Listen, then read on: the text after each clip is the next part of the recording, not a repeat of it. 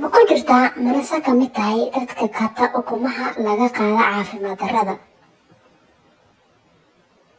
Assalaamu calaykum waraxmatullaahi tacaala wabarakaatu. Waa walaashiin barwaaqo jantaan wala socotaan waa barwaaqo janal. haddaad nagu cusub tahay gacmo furan kusoo dhawow. haddaad hore noola joogteen maanta video cusub ayaan ku wadaa. janalka subscribe noo saar, videogana sii share garay.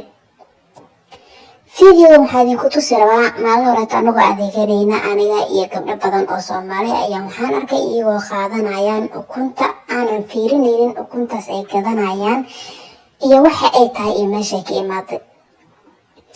markii haddaan ukunta aan qaado u karsan rabay oon rabay inaan ukun caadi biyo ku kariyo oon salad ku darsado ayaa waxaa igu soo dhacday inaad idinla wadaago arrinta. sidaa aan ognahayba waddankeennii digaagta bannaankay socotaa, ukuntay dhashaa, bannaankaasay wax ku cuntaa, oraxdaasay joogtaa, ukumaha laga soo aruuriya. laakiin ukumaha Yurub iyo si Maraykankii meelahaas way ka duwan yihiin tii aad waddanka ku ogeedeen. meeshan waxaa jirta doorooyinka laba nooc ama digaag saa u taqaanidba laba nooc ayaa ukunta ay u dhashaa. laba nooc markaan ka wadan waxaa waaye laba qaab ayay ku kala nool yihiin. mid waxaa jirta digaag ama dooro bannaankaas lagu deeyey, cuntadeeda bannaankaas lagu siiyo, bannaankaas socsoconayso, ukunta dhalayso, laakiin iftiinka joogto oo oraxda helayso oo jirkeeda caafimaad qabo. midna waxaa waaye mid xabsi lagu xiray oo loogu talagalay in ay bas dhasho ukunta. meeshaas wixii daawo u baahan tahay lagu siiyaa, mugdigaasay ku jirtaa, boksigan yarkee loogu talagalay ku jirtaa, ukuntaasay dhashtaa, waa laga soo qaadaa, way dhashaa, waa laga soo qaadaa. marka dambe ukunta ay waayeelowdo ee wax dhalaynina waa la iska dilaa oo intaas u noosha waxaa inaa ukuntaas laga soo helale. markaad ukunta gadanaysid waxaad u baahan tahay inaad iska fiirisid digaagtaas ukunta ay ka imaaday. mid caafimaad qabto oo bannaankeeda socoto oo xor ah oo orax helayso oo iftiin helayso oo jirkeeda siduu ilaahay ugu talagalay yahay oo waxay u baahneed helayso ukun caafimaad qabtaad ka helaysaa.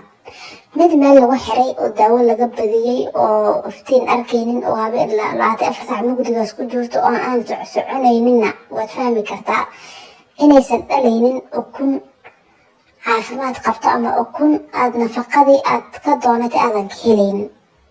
hoos dooradii ama digaagtii ama caafimaad qabin oo aan orax helin oo jirkeedu wax ka dhiman yahay.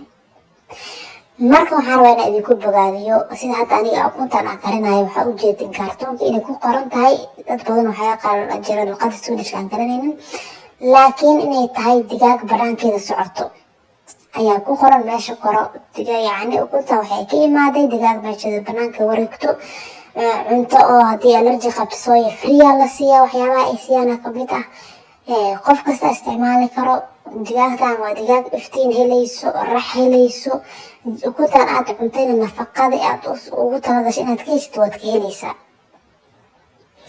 sawir aan soo dhigi doona iyadana oo ku tusin doona ukunta kale say u egtahay. waxaa ku qoran digaagtaas ukuntaas inay ka imaatay digaag gudaha ku jirto. haddana gudaha marar qaarkood laba usii qaybsama. mar waxay ku leeyihiin waa digaag xabsiga ku jirto ama digaag meel gudaha ku socoto, laakiin labada midkay noqoto adi faa'iido kuma lahan oo hadday guda ku socoto stiil markasta oraxna ma helayso, iftiinna ma helayso. marka mar badan waa dadaalaynaa ilmihiin inaan nafaqa siisana waa rabnaa, balse waxyaabaha qaarkood nafaqada aan ka raadinayna kuma jirto, aan iska fiirino.